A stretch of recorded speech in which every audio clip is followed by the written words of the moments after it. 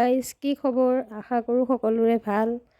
স্বাগতম জনাইছোঁ মোৰ অন্য এটা ভিডিঅ'লৈ। ভাবিলোঁ আজি অলপ শ্ব'কেছটো সজাওঁ, কেনেকৈ কি কৰোঁ কি নাই দেখাওঁ সকলোকে। চাওক, যদি ভাল লাগে ভিডিঅ'টো লাইক কমেণ্ট শ্বেয়াৰ কৰিব।